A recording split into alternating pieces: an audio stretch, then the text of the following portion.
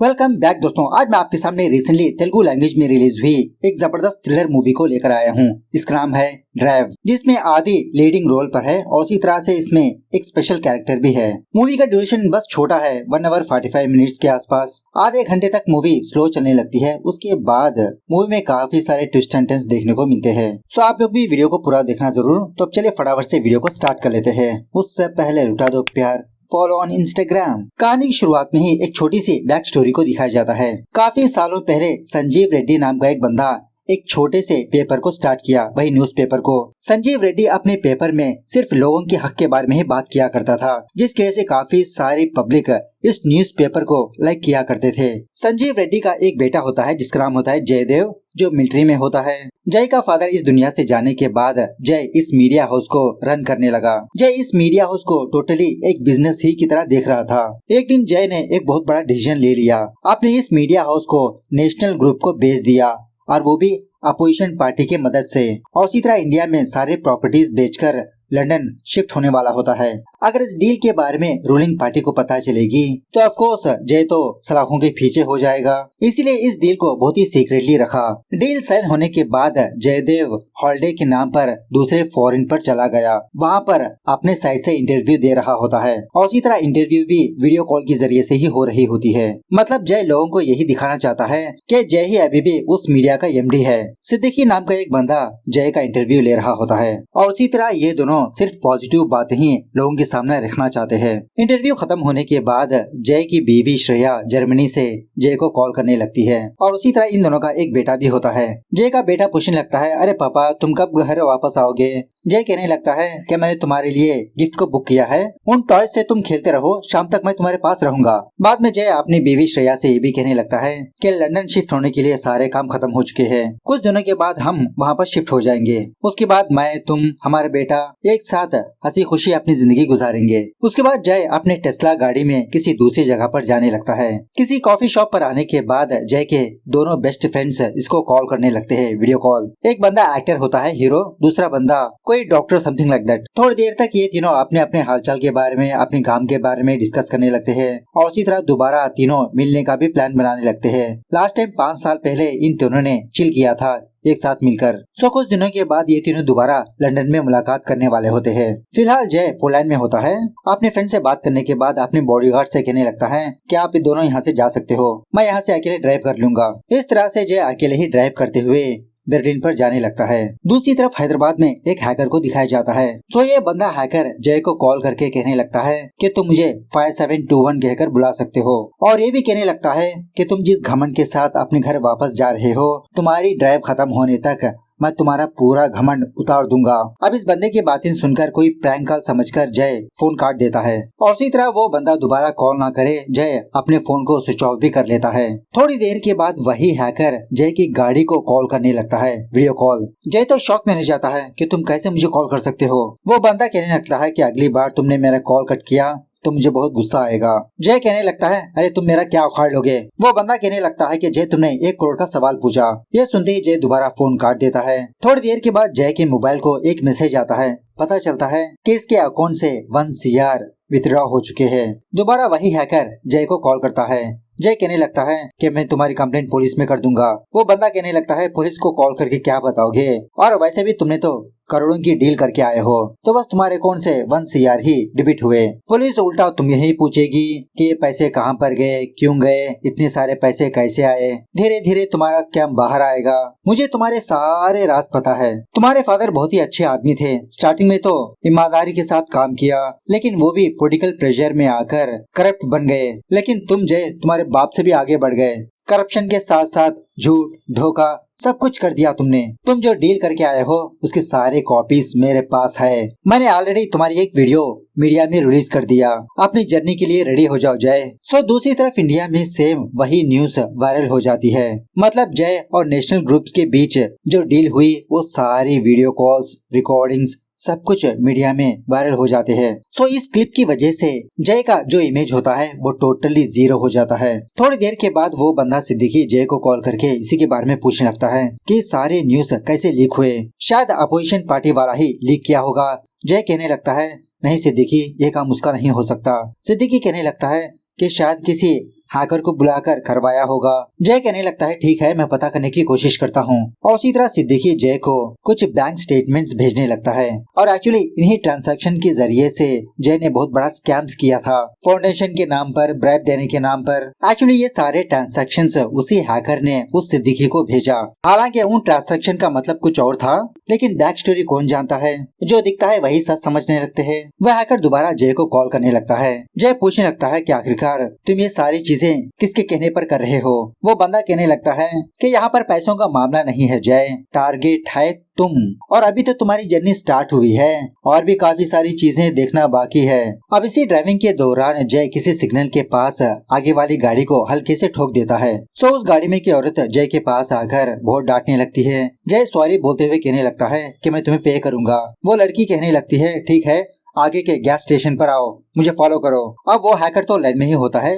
जय से कहने लगता है कि मैंने कहा ना कि केयरफुली ड्राइव करो, उस लड़की को तुम इग्नोर करो। इस तरह से उस सिटी का सिग्नल सिस्टम हैक करने लगता है। उस सिग्नल को देखकर जब ये लड़की अपनी गाड़ी से मूव होने लगती है, तभी दूसरे रास्ते से एक ट्रक आकर इस गाड़ी को ठोक देती है। ये देखकर जय के तो होश ही उड़ जाते हैं। कहने लगता है कि ये तुमने क्या कर दिया, तुमने एक लड़की को मार दिया। वो बंदा कहने लगता है कि मैंने नहीं, तुमने मारा जय, अगर तुम ढंग से ड्राइव किए होते तो वो लड़की नहीं मरती। बाद में वो हैकर जय और उसके फादर के कुछ कारनामों के बारे में बताने लगता है। मतलब जय और उसके फादर ने काफी सारे काले धंधे को दूसरे कंट्री में छुपा के रखा। ये सीक्रेट बहुत ही कम लोगों को पता होती है।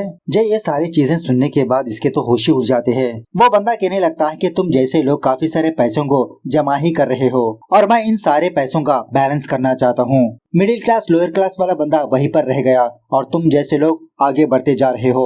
अब मैं तुम जैसे लोगों के पास से पैसे लेकर बैलेंस करना चाहता हूँ। तुम जैसे लोगों के एक बंदे के पास पैसे लेकर 10 कंट्रीज को खाना खिलाया जा सकता है। उसके बाद जय अपने किसी एम्प्लॉय को फोन करके इसी के बारे में पूछने लगता है कि हमारा सारा डेटा कैसा लीक हुआ। वो बंदा कहने लगता है कि सर हमारे सर्वर से कुछ भी कमी नहीं है, किसी ने आपके पर्सनल लैपटॉप या तो फिर आपके मोबाइल से हैक किया। बाद में इसकी बीवी श्रेया भी वो न्यूज देखकर जय को फोन करके पूछने लगती है कि आखिरकार न्यूज में चल क्या रहा है। जय श्रेया को समझाने लगता है कि तुम सारी बातों को इग्नोर करो, मैं बस पहुंच रहा हूं। बाद में वो सिद्दीकी जय को कॉल करने लगता है। जय पूछने लगता है कि वैसे भी अब ये चैनल उनका है ना, ये सब उनका सरदर्द है। सिद्दीकी कहने लगता है कि उन्होंने जो एग्रीमेंट बनाया अभी तक हमने पढ़ा नहीं। मे बी इस डील को वापस भी ले सकते हैं क्योंकि ऑलरेडी चैनल का नाम खराब हो चुका है, तो उनको फायदा क्या हो सकता है। और उसी तरह से पैसे 4 इंस्टॉलमेंट में आने वाले हैं, सिर्फ एक ही इंस्टॉलमेंट पे हुआ। तो ये सुनने के बाद जय और टेंस होने लगता है। सिद्दीकी कहने लगता है कि लगता है जय वो बंदा तुमको पल पल ऑब्जर्व कर रहा है, तुम्हारी सारी बातें जानता है वो, हर एक मूव को। यह सुनने के बाद जय अपनी गाड़ी को साइड में रुकाकर अपने सारे डिवाइसेस ऑफ कर देता है और इसी तरह एक मोबाइल शॉप पर जाकर एक छोटा सा फोन और वहाँ की सिम लेकर अपने चाहते लोगों को ही अपना ये नंबर देने लगता है। थोड़ी देर के बाद जय किसी जगह पर आकर अपने उस नए नंबर से हैदराबाद को कॉल करने लगता है, एक लॉयर को जो इसके फादर का फ्रेंड होता है और उस ब्लैक मनी के बारे में इस लॉयर को भी पता होता है। जय से कहने लगता है कि अगर इन पैसों के बारे में पब्लिक में लीक हो गया तो तुम्हारे सारे पैसे चले जाएंगे। इससे बचने के लिए जय को एक छोटा सा सजेशन देने लगता है कि तुम फटाफट से लंदन चले जाओ। सो उसके बाद जय अपने किसी एम्प्लॉय को फोन करके फटाफट से लंदन के टिकट्स बुक करने के लिए कहता है और थोड़ी देर के बाद वो हैकर जय की गाड़ी को हैक करके एक वीडियो प्ले करवाने लगता है। उस वीडियो में जय किसी फॉरेन लड़की के साथ कांडवान किया था। यह वीडियो देखकर जयदेव के तो होश उड़ जाते हैं। जय फटाफट से अपने सारे डिवाइसेस ऑन करने लगता है, मतलब दोबारा ऑनलाइन आने लगता है। उसी वक्त इसकी बेबी श्रेया जय को कॉल करने लगती है। जय तो बहुत डरने लगता है कि शायद वो वीडियो श्रेया के पास भी गया होगा, लेकिन एक्चुअली जय का बेटा बस ऐसे अपने पापा को कॉल किया। तभी श्रेया अपने बेटे से फोन लेकर जय से बात करने लगती है। इसी बातों ही बातों में वो हैकर जय के घर में जो टीवी होती है ना, उसे हैक करके वो वीडियो प्ले करने लगता है। जय का बेटा कहने लगता है कि मम्मी टीवी में पापा आए हैं, लेकिन श्रेया तो जय से बात करने में बिजी होती है और उसी तरह से जय भी ये ऑब्जर्व करता है कि इसकी टीवी में वही वीडियो प्ले हो रही है, श्रेया देख नहीं पाती। जब तक श्रेया टीवी पर देखती वो हैकर उस वीडियो को बंद कर देता है। मतलब 3 सेकंड में जय के तो पसीने छूट चुके होते हैं। जय अपना वो सच श्रेया को बताने वाला था, लेकिन वो बंदा उस वीडियो को स्टॉप कर देता है और थोड़ी देर के बाद वो हैकर जय को कॉल करने लगता है। जय गुस्से में कहने लगता है कि अगर वो वीडियो मेरी बीवी ने देख लिया तो मैं अपनी फैमिली को खो सकता था। हैकर कहने लगता है, अरे जय दुनिया को भी तो पता चले कि तुम कितने रोमांटिक हो। जय कहने लगता है कि तुम ऑलरेडी मुझे बर्बाद कर चुके हो, प्लीज मेरी फैमिली को बख्श दो, मैं अपनी फैमिली को खोना नहीं चाहता। वो बंदा कहने लगता है, अरे जय तुम इतना जल्दी हार मान गए, मैं तुम्हारी और बर्बादी देखना चाहता हूँ। उसी वक्त जय का वो डॉक्टर फ्रेंड जय को फोन करके एक बुरी खबर सुनाने लगता है। इन दोनों का जो दूसरा फ्रेंड है ना, एक्टर, एक्टिंग करते हुए उसकी गाड़ी का एक्सीडेंट हुआ। जय अपने फ्रेंड से कहने लगता है कि जरूर उसी का काम हो सकता है, उसने पहले मुझे टारगेट किया, बाद में मेरे आसपास लोगों को। यह सुनने के बाद जय का फ्रेंड इसकी बातों पर यकीन नहीं करता, बहुत ही लाइट लेने लगता है। उसके बाद जय हैदराबाद के एक पुलिस वाले को फोन करके अपनी यही सारी बातें बताने लगता है कि एक हैकर इसकी सारी चीजों को हैक करके लीक कर दिया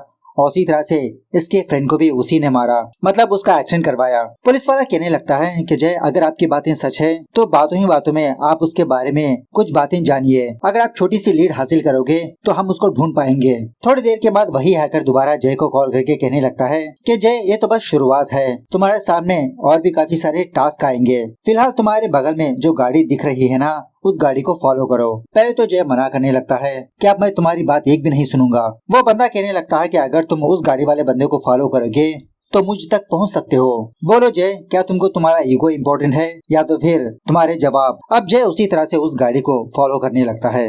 वो बंदा जयदेव को किसी सुनसान जगह पर लाकर इसके माथे पर गन पॉइंटेड करते हुए किसी जगह पर खुदाई करने के लिए कहता है। अब मौका देखकर जय उस बंदे से फाइट करने लगता है। फाइनली उस बंदे की गन लेकर उसको ही फायर करने लगता है, लेकिन शॉकिंगली वो गन डमी गन होती है। कहने लगता है कि किसी ने मुझे कॉल करके तुम्हें यहाँ पर लाने के लिए कहा, बस मैं इतना ही जानता हूँ, उसके आगे कुछ नहीं जानता। इस तरह से जयदेव को चकमा देकर वो बंदा वहाँ से भाग निकलता है। उसके बाद जय उस जगह पर खुदाई करने लगता है तो उस जगह पर छोटे से बक्से के अंदर एक फोटो होती है, जय और उसके दोनों फ्रेंड्स की बचपन वाली फोटो।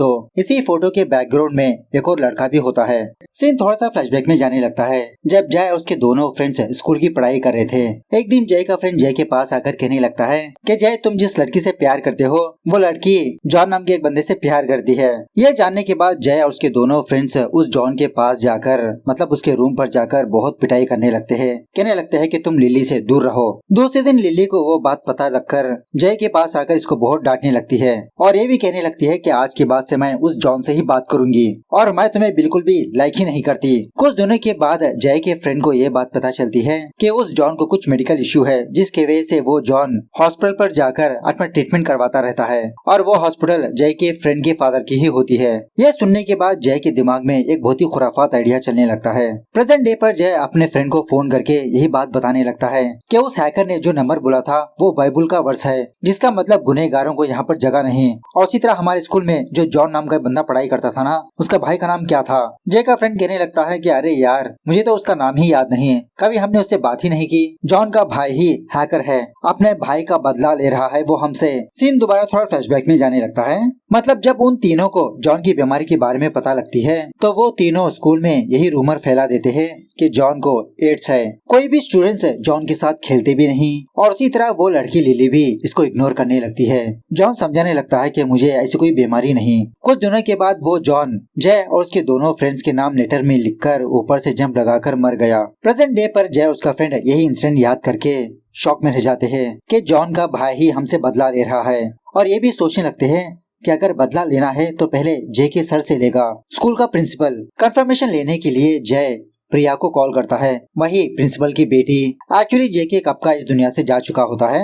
प्रिया कहने लगती है कि इसके फादर की हार्ट सर्जरी हुई थी, पेस मेकर ट्रांसप्लांट किया गया था। एक दिन अचानक से पता नहीं क्या हुआ, वो पेस मेकर खराब होने की वजह से इसके फादर की डेथ हो गई। यह सुनने के बाद जय दोबारा अपने फ्रेंड को फोन करके यही बात पूछने लगता है कि ईशान क्या पेस मेकर को हैक किया जा सकता है।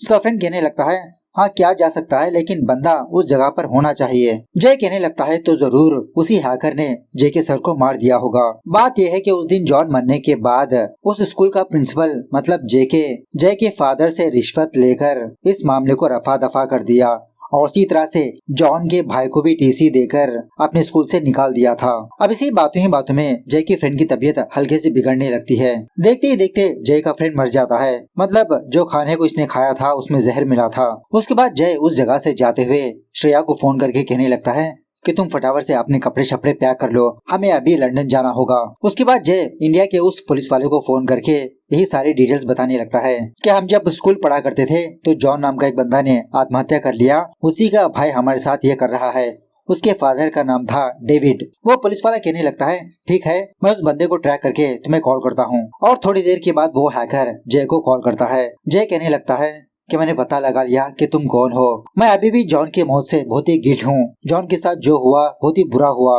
और उस वक्त हम लोग बच्चे थे। हैकर कहने लगता है कि वही बचपन तुम लोगों ने मुझसे छीन लिया, मेरा सब कुछ। आज मेरे पास मेरी फैमिली नहीं है। जॉन और मेरे बहुत ही छोटे से सपने थे और तुम तीनों ने उस सपनों को उजाड़ दिया। वो हैकर जय को एक वीडियो भेजने लगता है। उस वीडियो में उसका घर ही नजर आते रहता है, उसकी बीवी, इसका बेटा। कहने लगता है कि तुम्हारे घर को जो पार्सल आया है ना, उसमें बॉम्ब है। अगर तुम फटाफट से अपने घर पर जाओगे तो अपनी फैमिली को बचा सकते हो। जय कहने लगता है कि ये मामला तुम्हारे और मेरे बीच का है, इसमें मेरी फैमिली को मत लाओ। वो बंदा कहने लगता है ठीक है, मैं तुम्हारी फैमिली को छोड़ दूंगा, एक सवाल का जवाब दो, मेरा नाम क्या है। लेकिन जय को जॉन के भाई का नाम याद ही नहीं होता।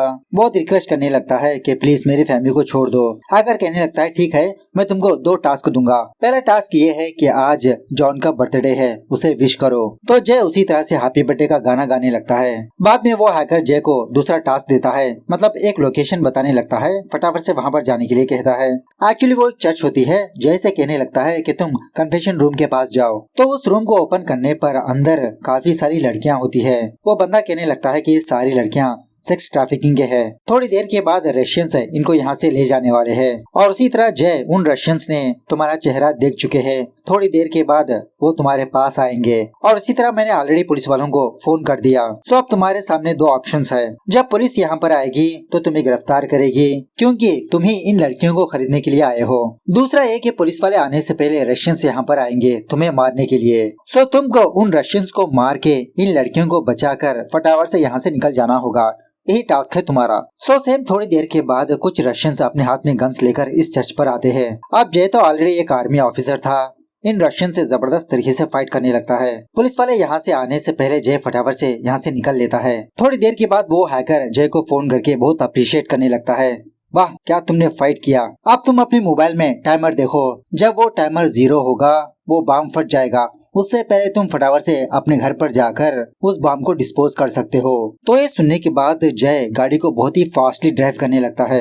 किसी जगह पर आने के बाद इसकी गाड़ी रुक जाती है तो जय फिर भी हार ना मानते हुए भागने लगता है अपने घर की तरफ। इसी दरमियान में इंडिया का वो पुलिस वाला जय को फोन करके कहने लगता है कि जय हमने उस डेविड का घर का एड्रेस फाइंड आउट कर लिया, बस थोड़ी देर में वो बंदा हमारे कस्टडी में होगा। उसके बाद जय विद इन टाइम में अपने घर पर पहुंच नहीं पाता। तो वो हैकर जय को कॉल करके कहने लगता है अरे जय तुम तो इस टास्क में हार गए। जय भी कहने लगता है कि तुम मेरी फैमिली को छोड़ दो तो मैं भी तुम्हारे पापा को छोड़ दूंगा, वरना पुलिस वाले तुम्हारे डैड को ही गिरफ्तार करेंगे। वो हैकर बहुत रिक्वेस्ट करने लगता है कि प्लीज जय मेरे पापा को छोड़ दो। ठीक है मैं तुम्हारे फैमिली को छोड़ दूंगा, तुम्हारे मोबाइल पर एक लिंक आएगा उसे प्रेस करो और उसी तरह से एक पासवर्ड भी टाइप करो तो वो बॉम्ब फटने से रुक जाएगा। जय वही प्रोसेस करने लगता है, लिंक ओपन करके पासवर्ड टाइप करना। सो बाद में फटाफट से अपने घर पर आकर उस बक्से को ओपन करता है तो शॉकिंगली उस बक्से में कोई बॉम्ब ही नहीं होता, सिर्फ खिलौने होते हैं। तभी इंडिया का वो पुलिस वाला जय को कॉल करके कहने लगता है कि जय वो एड्रेस फेक था, वहाँ पर कोई भी मौजूद नहीं था,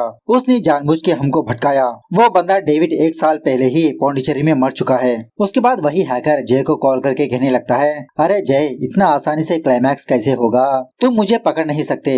एक शॉकिंग बात बताऊं तुमको, जय तुमने जिस लिंक को क्लिक किया उसका मतलब है कि तुमने अपने मोबाइल से अपने घर से CIA के सर्वर को हैक किया। थोड़ी देर के बाद पुलिस वाले तुम्हारे घर पर आकर तुम्हें अरेस्ट कर लेंगे, 20 साल तक तुम अंदर ही रहोगे। तो सेम विद इन मिनट्स में वहाँ के पुलिस वाले जय को गिरफ्तार कर कर ले जाते हैं। फोन काटने से पहले जय कहने लगता है कि तुम जहाँ पर भी हो मैं तुम्हें ढूंढते हुए वापस आऊंगा। उसके बाद सीन 6 साल के बाद शिफ्ट होता है हांगकांग, जहाँ पर वही हैकर को दिखाया जाता है जो अपनी फैमिली के साथ हंसी खुशी अपनी जिंदगी गुजार रहा होता है। उसी वक्त जय इस हैकर को कॉल करने लगता है। हैकर कहने लगता है कि मुझे पता था कि तुम किसी न किसी दिन जरूर मुझे कॉल करोगे, लेकिन इतना जल्दी कॉल करोगे ये मैंने एक्सपेक्ट नहीं किया। जय कहने लगता है कि मेरी अच्छाई को देखकर कोर्ट ने मुझे बाइज्जत बरी कर दिया। हैकर कहने लगता है चलो अच्छा हुआ तुम बाहर आ गए, अपनी नई जिंदगी की शुरुआत करो। जय कहने लगता है कि ऐसे कैसे शुरुआत कर दूं, तुमने मुझसे मेरा सब कुछ छीन लिया, तुम्हें ढूंढने के लिए मुझे काफी साल लग गए।